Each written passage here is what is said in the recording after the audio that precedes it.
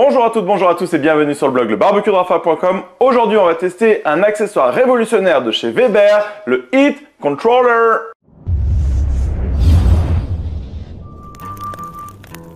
Alors, quand je vous dis révolutionnaire, vous allez dire, bah ouais, mais Rafa, tu montres un truc juste en acier comme ça. Ouais, mais je vais tout vous expliquer sur ce Heat Controller. Alors, déjà, depuis de nombreuses années, sur les forums, il y a quelque chose qui fonctionne bien, c'est ce qu'on appelle le vortex. Donc voilà, c'est un cercle comme ça, dans lequel on va pouvoir mettre le charbon. Et en fait, ça va venir concentrer la chaleur dans notre barbecue pour venir saisir parfaitement un steak. Ou alors pour faire exactement comme un réchaud, comme ça, pour pouvoir mettre une poêle en fonte, un wok ou ce que l'on veut. Donc ça, on connaissait le vortex. La deuxième utilisation, c'est que du coup, on va pouvoir faire de la cuisson donc directe juste au-dessus, mais également de la cuisson indirecte pour avoir par exemple des ailes de poulet, des cuisses de poulet, des pilons de poulet. Et donc, on va les mettre en indirect tout autour comme ça. Et la chaleur, elle vient ici, elle va taper le couvercle et redescendre sur le poulet pour donner une peau parfaitement croustillante. On va tester tout ça.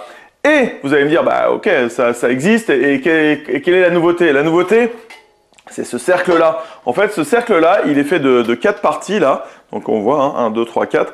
Que l'on va poser sur le dessus. Et on va pouvoir faire du fumage dans notre barbecue en utilisant un peu la méthode, comme je vous avais déjà présenté, de la Snake Method. En mettant du charbon et par contiguïté, il va prendre au fur et à mesure. Et on va pouvoir utiliser toute la surface de notre grille en cuisson indirecte ou en low and slow. Je vais tout vous expliquer dans cette vidéo et on va commencer tout simplement par un petit pulled pork, la méthode vraiment simple et rapide. Alors on va commencer pour l'utilisation en low and slow, c'est vraiment très simple. On va ouvrir en bas les ailettes, on va mettre tout le charbon d'un côté comme ça. Ensuite, au centre, on va déposer le vortex, voilà, bien centré. On peut utiliser du charbon, mais ça va être des briquettes de coco, comme ça c'est plus simple. Et on va en mettre sur les 3/4 de la surface. En faisant ça, donc on va en mettre sur les 3/4, on va venir déposer une cheminée d'allumage ici par exemple. Et au fur et à mesure, donc avec une quinzaine de briquettes, et au fur et à mesure par contiguïté, ça va venir prendre. Et Weber nous assure d'avoir environ 6 à 7 heures de possibilités juste en faisant comme ça. Que ce soit pour de la cuisson indirecte ou du low and slow. Alors cuisson indirecte, on va pouvoir mettre des copeaux sur le dessus et quand les briquettes vont prendre, ça va dégager de la fumée. Moi, je vais mettre des morceaux de bois. Donc on va en mettre vraiment au début, ici. Ensuite là, donc c'est important de savoir si vous commencez par là ou par là, parce que la fumée, elle va commencer par là et vous savez que votre aliment va prendre un goût de fumée jusqu'à environ 63 degrés de température interne, donc faut pas trop les mettre à la fin. Voilà, ici, alors par contre, voilà, on fait en sorte que vraiment ça ne dépasse pas. Et optionnellement, on va pouvoir mettre un water pan, donc un bac à eau, en mettant ce que vous voulez ici. Donc nous, on va mettre un petit seau comme ça en alu avec de l'eau chaude à l'intérieur pour donner une bonne humidité à l'intérieur de la cuve. Et moi, je commence directement avec de l'eau chaude ici. Alors, je vous ai déjà montré comment faire du pulled pork ultra rapidement. Donc là, on va prendre une échine de porc comme ça, un petit filet d'huile partout, pareil de l'autre côté. Et on saupoudre ensuite de son rub préféré. Donc moi, c'est le rub Sopasco, comme dans cette vidéo. On met la main pour être sûr que ça aille bien partout. Et voilà, on a une échine de porc qui est prête et vraiment de manière très très rapide. Elle est prête à aller directement sur le barbecue maintenant. Weber préconise d'allumer directement l'allume-feu ici. Nous, on a une petite cheminée d'allumage. D'ailleurs, je l'adore celle-ci. Et on va pouvoir mettre un petit peu à cet endroit-là. On réorganise bien. Et maintenant, vous comprenez bien ce que je vous disais, les briquettes allumées vont allumer celle-ci, puis celle-ci, puis celle-ci, puis celle-ci. Et puis là, on voit que la fumée commence à prendre au niveau du petit morceau de bois. J'ai plus qu'à venir disposer ici le petit déflecteur ainsi que la grille. Et on va laisser monter tranquillement en température jusqu'aux 135 degrés comme j'aime bien. Et on peut enfin disposer l'échine de porc comme ça au milieu, température environ 135 degrés et on va laisser ça jusqu'à une température interne d'environ 70-74 degrés. Et une fois qu'on est à la température souhaitée, donc ici 135 degrés, je vais ouvrir d'un tiers ici et là je me mets en mode fumée, donc à environ un tiers, comme ça pour bien stabiliser la température. Ça fait 3 heures maintenant que le pulled pork est en train de cuire tranquillement. On va voir à quoi ça ressemble. Oui, super. Alors, du coup, plusieurs choses. Alors, bon, la couleur est bien. Là, on a 65 degrés de température interne. On va regarder ça de manière plus proche. On voit que la couleur est pas mal. Alors, on va mettre un peu de spray. Comme ça, donc voilà, un petit peu d'eau toujours pour éviter les coins froids, les coins chauds, pour éviter que ça vienne également trop assécher la viande à l'extérieur. Voilà, parfait. Et du coup, bah, comme c'est en train de se consumer au fur et à mesure comme ça, on va lui faire un demi-tour. On va le tourner comme ça. Voilà, pour que la chaleur se diffuse bien. Et ben voilà quoi, on est parfait, on va laisser, mais vous voyez les couleurs sont vraiment belles. C'est assez stable hein, sur ces 3 premières heures. Il y a un tout petit peu de vent comme on peut le voir là actuellement, mais franchement c'est vraiment bien. Et par contre l'eau a pas trop diminué, donc bah, parfait, ça apporte une belle humidité. Il faut laisser comme ça jusqu'à 68 degrés. Ça fait maintenant presque 4h30, 5h. Ouais, super la couleur, waouh, trop beau. Allez, on va pouvoir l'emballer maintenant dans du papier alu. On va bien l'enrouler serré.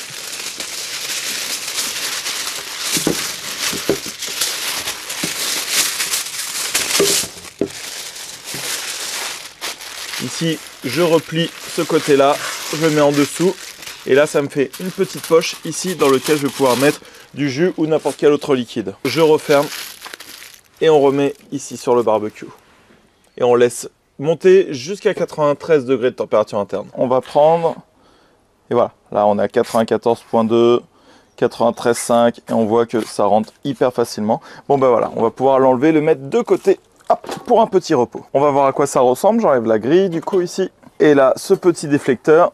Alors là, c'est clair et net. Hein. Quand je vous disais un quart, vous voyez, là, on a fait vraiment la moitié. Et donc, on a fait 5h30. Il reste tout ça encore. Mais là, on voit vraiment bien que par contiguïté, c'est passé. Et elles sont pas toutes... Ah si, elles sont quand même pas mal utilisées comme ça. Regardez, voilà. Là, elles sont plus utilisables. Celles-ci, vous voyez qu'elles s'effritent très facilement. Et voilà, par contiguïté, ça va prendre ici. Et ben, on est pas mal, hein, franchement. On va ouvrir le pulled pork pour voir, mais je pense que ce premier test en mode low and slow du heat controller fonctionne vraiment bien. Allez, on va voir ce que donne cette première recette de pulled pork. Donc voilà, je laisse toujours un petit peu reposer comme ça, et donc je l'ouvre et je le fais tomber ici tout doucement. Waouh, super, comme ça il y a bien tous les jus, et puis j'aime bien toujours le mettre dans un bac pour que ça puisse bien l'hydrater. Et là c'est toujours le moment un petit peu pan food où normalement bah voilà, ça s'effiloche vraiment tout seul. Voilà, vous voyez, allez, juste avec 2 fourchettes, hein, moi je fais. Vous voyez, l'idée hein, c'est de pouvoir prendre ça, un petit morceau. Sur ce petit morceau on voit bien le smoke ring juste ici, et puis bah ça s'effiloche de fou, il n'y a rien à faire. Franchement, vu l'odeur, je ne sais même pas si on doit faire un test parce que c'est magnifique. Déjà, il s'effiloche hyper bien. Le goût est incroyable. Fumé, mais pas trop. On voit un beau smoke ring quand même, ça veut dire que la fumée a bien pénétré. Alors, regardez, même sur ce morceau-là, on voit qu'il est bien rosé. La croûte est ultra bonne avec le Sopasco.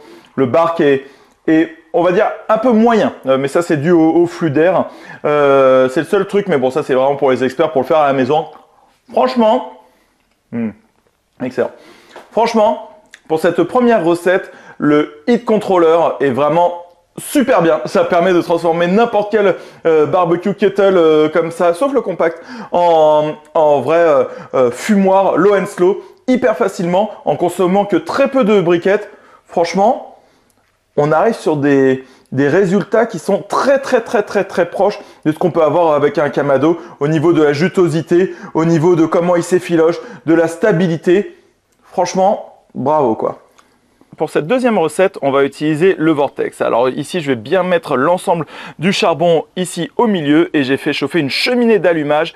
Alors moi, j'aime bien ce vortex là parce que souvent, ils ont une ouverture qui est pas très grande et du coup, c'est assez difficile. Il faut déjà mettre le charbon puis le vortex dessus. Alors que là, je peux venir mettre directement le charbon au centre du vortex. Oh, vous avez vu le principe là on le comprend bien, hein, que vraiment, il y a un afflux d'air qui va se faire de manière assez incroyable pour venir concentrer la chaleur ici. Je le place bien au milieu et c'est cette concentration de chaleur au milieu qui va faire que nos wings seront vraiment hyper croustillantes. Donc en fait l'idée c'est que la chaleur va monter, elle va taper contre le couvercle et redescendre sur les aliments que l'on va mettre sur le côté. C'est de la cuisson indirecte mais à plutôt haute température. Je mets ensuite la grille, j'enlève le rond central, la grille centrale, comme ça si je veux mettre un morceau de bout de bois pour fumer, j'ai le droit et je laisse monter tout ça en température. La température est déjà à 200, 220, 230 degrés, ça monte hyper rapidement là. Alors pour cette deuxième recette, on va faire des ailes de poulet, j'adore ça. Et donc là je les prends entières, hein. Normalement je coupe comme ça, là on voit bien les 3 parties, mais on va les laisser entières. Et aujourd'hui on va vraiment travailler sur la croustillance, on va rien faire de spécifique. Et pour ça je vais utiliser un ingrédient ingrédient secret qui est pas si secret, c'est ça, c'est de la maïzena, tout simplement de la fécule de maïs. Et grâce à l'amylose, il va y avoir une croustillance vraiment incroyable. Donc en fait, il suffit tout simplement de les ruber comme ça. Vous pouvez tout simplement aussi mettre de la maïzena avec un rub que vous souhaitez. On évite les rubs trop sucrés comme le sopasco par exemple. Et on mélange bien la farine avec les épices, un petit peu comme dans cette vidéo que j'avais fait sur le poulet KFC au barbecue. Et on va ruber, on va mettre vraiment de la maïzena partout sur l'ensemble des ailes. Sinon, ma deuxième technique, c'est comme pour toutes les marinades, on va prendre un sac de congélation et on va pouvoir les mettre dedans et ensuite remuer ce sac pour que vraiment la fécule de maïs se mette partout dans chaque interstice des ailes de poulet. Je mets le surplus à l'intérieur, je n'ai plus qu'à fermer le sac ensuite et là on le remue bien. Et on peut le réserver au frais ou les mettre tout de suite sur le barbecue. Voilà, une fois qu'ils sont bien mélangés, c'est parfait, c'est exactement la même chose que l'on fait pour les marinades. Et maintenant, direction le barbecue. Comme avant chaque utilisation, on va pouvoir nettoyer un petit peu ça. Voilà, parfait. Et là, on peut mettre l'ensemble des petites ailes de poulet autour.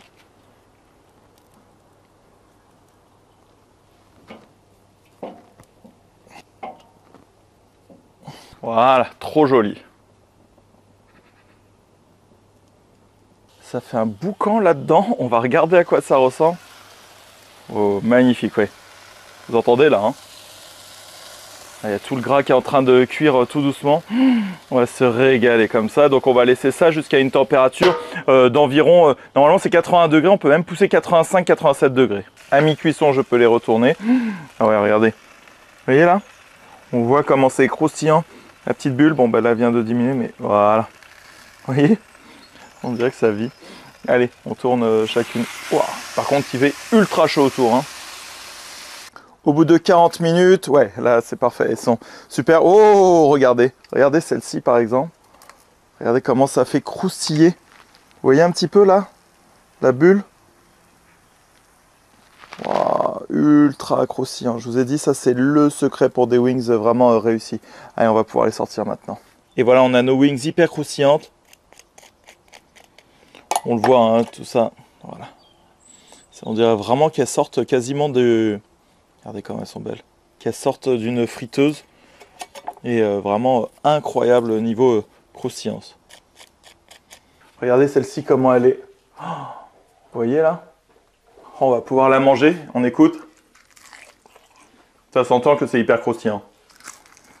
On dirait vraiment des ailes de poulet passées à la friteuse alors qu'elles sont faites au barbecue. Incroyable. C'est très bon avec une petite sauce.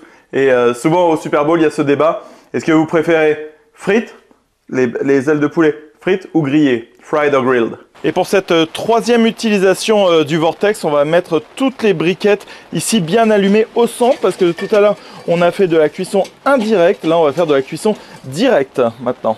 On voit que la chaleur est vraiment concentrée au milieu, c'est incroyable.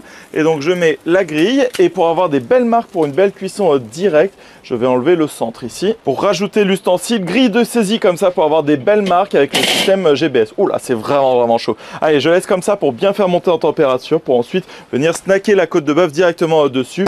Ouvert en haut et en bas. On va regarder juste là, on est à 528 degrés, c'est une dinguerie.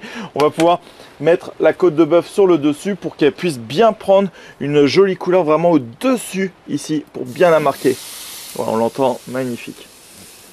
Donc là, l'idée, c'est vraiment de pouvoir la ferrer, de lui donner des beaux petits croisillons. On n'aura même pas besoin de la tourner puisqu'il y a déjà les marques ici de fait. Allez, on laisse comme ça quelques minutes. Au bout de 90 secondes, on va voir à quoi elle ressemble de ce côté-là. Oui, elle a un beau marquage. On appuie légèrement pour bien la marquer encore un petit peu plus. Et on va pouvoir la tourner.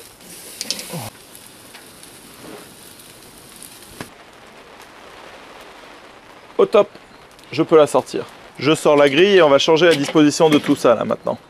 On va faire de la cuisson indirecte parce que le Vortex agit aussi comme tout simplement des paniers de charbon. Donc on va déplacer tout ça au fond. Là. Je remets la grille ici, j'enlève la grille de saisie, je remets la grille. Je dispose la côte de bœuf en indirect. Donc là, j'ai mis le Vortex le plus loin parce que la sortie est juste ici, là, la sortie d'air. Et donc là, je mets ça de ce côté-là. Et je mets la sonde maintenant dans la partie la plus épaisse de la viande. Voilà. jusqu'à la température souhaitée. Alors là, on est arrivé à 45 degrés de température interne, donc 45 pour une viande bleue, 50 pour une viande saignante, 55 pour une viande à point et 60 pour une viande bien cuite. Donc bah voilà, on peut la sortir. Et donc moi, je la veux saignante, donc voilà, je la sors à ce moment-là pour qu'elle ait le temps de se reposer tout doucement et qu'elle monte pour que je puisse la servir à 50 degrés grâce à l'inertie. Mais regardez,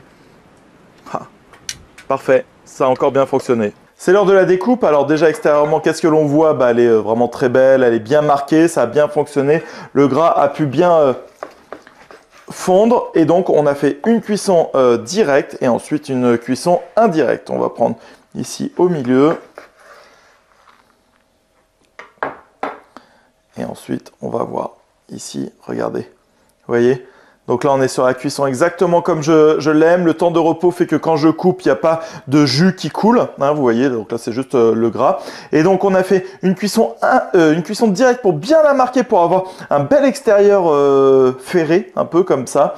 Et ensuite, on la laisse tranquillement cuire en cuisson indirecte pour avoir ce gros anneau rouge comme ça. Donc, c'est pour ça que je ne l'ai pas laissé sur la grille de saisie parce que sinon, il y aurait eu l'aspect un peu plus marron comme on peut voir ici. Il aurait pris beaucoup plus, il serait arrivé jusqu'ici. Voilà. Et donc là, on a une cuisson parfaite.